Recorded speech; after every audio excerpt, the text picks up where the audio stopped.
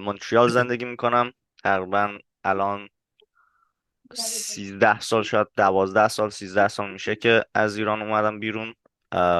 10 سال 11 سالش تو کانادا، 1 2 سال توی اروپا. اینجا مونترال زندگی میکنم، استان کبک. دانشگاه اقتصاد خوندم، بعدش کلا 3 سال الان، 3 سال 3 سال خورده ای تو فایننس کار میکنم. ممنونم صادق جان. عرضم خدمتتون بشه که کشور کانادا برای حداقل ایرانیا خیلی محبوبه و هم از نظر کاری و هم از نظر تحصیلی خیلی مهاجرت میکنن.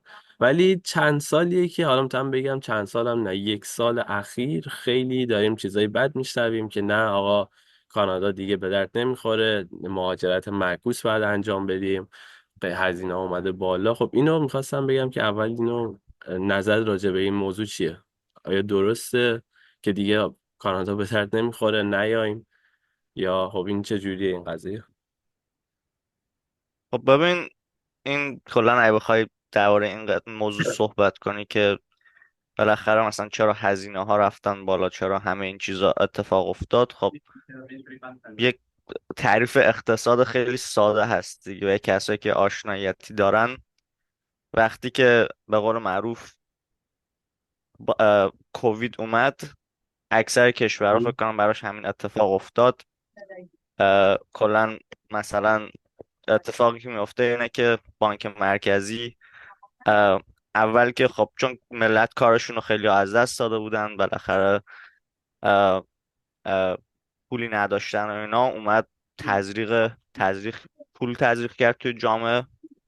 یک سری چیزایی مثل CERB که به اینا میگن معمولا فیسکال استیمولس ها، مهم. که میومد مثلا پول تزریق میکرد، یک دفعه نقدینگی دست مردم خیلی زیاد شد، تورم رفت بالا. حالا باید چه اتفاقی بیفته؟ باید بانک مرکزی بیاد از یک طولی به نام مانتری پالیسی استفاده کنه که فکر کنم تو فارسی اسمش هست سیاست پولی. که بانک مرکزی میاد چیکار میکنه توی همچین موقعی؟ میاد سودو میبره بالا. چون بانک مرکزی میتونه سودو پایین بالا کنه، دولت میتونه مالیات رو پایین بالا کنه، ولی که میشه فیسکال استیمولس زمانها طول میکشه تا تاثیر شما توی جامعه ببینیم. مانتری پالیسی که از طریق بانک مرکزی انجام میشه خیلی سریعتر تاثیرش دیده میشه. پس بانک مرکزی سودو میبره بالا که نقدینگی رو بکشه بیرون از توی جامعه. خب مهم. این دقیقا همین کاری بود که بانک آف کانادا یا بانک مرکزی کانادا انجام داد اینجا. سودو برد بالا. وقتی که سود رفت بالا، خب چه اتفاقی میفته؟ نقدینگی میاد بیرون، چون سخت میشه برای کسای برای ملت بخوان از بانک مرکزی بخوان از بانک کلا وام بگیرن، و همینم باعث میشه که پول کمتری دستشون بیاد. اینو الان خب تأثیری که ما داریم میبینیم، یعنی یک تعریف اقتصاد ساده این نیست که بگیم که کانادا اینه یا یک کشور دیگه اینه، یا حالا هر جایی رو میخوایم مقایسه کنیم که بگی که این همیشه این اتفاق میفته. یعنی قاعدتا پس این عملا چیزی نیست که رونده به حالا خاطر کرونا اتفاق افتاده، منظورتون اینه دیگه، درسته؟ آره دیگه، این یک تعریف اقتصاد خیلی ساده داره. کسی که اقتصاد بدونه میدونه که اگه این اتفاق بیفته بعدش این اتفاق قرار بیفته، بعدش این اتفاق قرار بیفته. یک سری چیزای پشت هم میان. خب صادق جان، حالا اینجا یه سوالی برای من پیش میاد، اینه که چرا قیمت خونه ها و مسکن انقدر رشد کرد و رفت بالا؟ و اینو ممنون میشم از دید اقتصادی برای ما توضیح بدید. یک هجوم جمعیتی زیادی وارد کانادا شدن یک دفعه‌ای. مهم. حالا از کشور مثل هند، پاکستان، خیلی ایرانی، چینی، جاهای مختلف. تقاضا رفت بالا. وقتی تقاضا میره بالا، عرضه رو ما توی یک مقداری نگه میداریم، قیمت ها میره بالا. که این قضیه برای خونه اتفاق افتاد. پس ما یک علت اینکه مقدار خونه خونه های رفت خاصی بالا داریم بیشتر به خاطر تقاضای زیاد بود، نه به خاطر به حالا. خاطر تقاضای زیاد. مهم. دقیقا به خاطر تقاضای زیاد. مثلا شما اگه برین برگردون سال 2010، 2009، 2010، 11 نگاه کنین که اون موقع ما یک چیزی داشتیم به نام GFC یا Global Financial Crisis، که این مبدأش از به قول معروف آمریکا شروع شد، ولی به خیلی کشورهای دیگه هم سرایت پیدا کرد. شما وقتی که رکود دارین یا وقتی که تورم خیلی زیادی دارین، بانک مرکزی ابزاری میاد استفاده میکنه که حالا یا بهش میگم مانتری پالیسی، سود و پایین بالا میاد میکنه. این همیشه هم اتفاق میفته، یعنی چیز جدیدی نیست. ما یک سودی داریم، ما یک ریتی داریم، یک درصدی داریم که بهش میگن آرستار. مهم. آرستار چیزیه که اگه ما سودمون رو ببریم بالای آرستار، ما داریم خیلی restrictive عمل میکنیم، یعنی خیلی داریم میخوایم پول رو خیلی زیاد بکشیم بیرون. اگه کمتر باشه، خیلی داریم نقدینگی رو زیاد میکنیم. مشکل اینه که بانک مرکزی هم خودش هم نمیدونه این آرستار عددش چنده دقیقا. به همین بعضی وقتا میبینین خیلی یک دفعه سودو میبره بالا، بدبخت میکنه ملت رو. بعضی وقتا خیلی پایینه، ملت خیلی پول دارن، تورم میره زیاد میشه. اگه دقیقا بدون آرستار چقدر عددش، مشکلایی که ما میبینیم خیلی هاشون اتفاق نمیفتن دیگه تو جامعه. یعنی خیلی راحت میتونیم، حالا خیلی راحت نه ولی میتونیم خیلی ملایم از توی رکود بیایم بیرون، یا از توی اینفلیشن بیایم پایین، از توی تورم بیایم پایین. چون که بانک مرکزی نمیدونه عدد آرستار چقدره، بعضی وقتا سودو خیلی زیاد میکنه، بعضی وقتا هم خیلی کم میکنه که باز دوباره مشکلی که اتفاق میفته. حالا توی کووید چه اتفاقی افتاد؟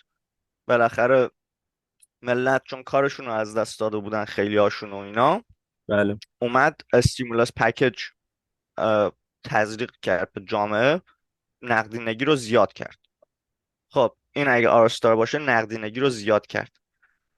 وقتی که نقدینگی زیاد میشه، تورم زیاد میشه.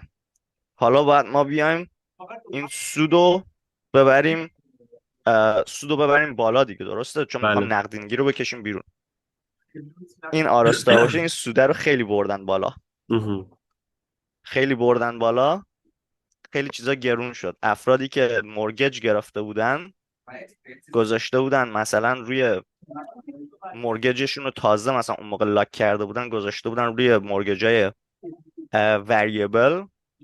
خب اینا همه رفتن بالا، مورگجاشون رفت بالا.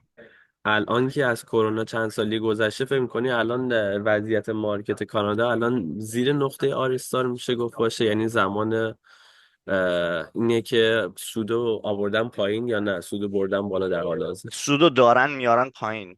الان سودو دارن میارن پایین دیگه، مهم. کم کم، ولی بعد بیاد پایین. چون اگه یک دفعه خیلی زیاد بیارن پایین، هر مثلا میبینی کورتری، مثلا هر بانک آف کانادا میتینگی یا هر فد میتینگی انجام میشه که معمولا 8 بار در سال انجام میشه، درسته. هر یه ماه و نیم. 2.5% یا نیم درصد فکر کنم تغییر میکنه اگه اشتباه نکنم. بهش حالا ما با بیپس میگیم، که مثلا بی پی اس، مثلا 25 بی پی اس، 50 بی پی اس. 50 بی پی اس میشه چقدر؟ میشه 50 تقسیم بر 10,000. پی پی اس گفتین؟ پی پی اس مخفف چیه؟ بی بی پی اس بی پی بیسیس اس. پوینتس. آره.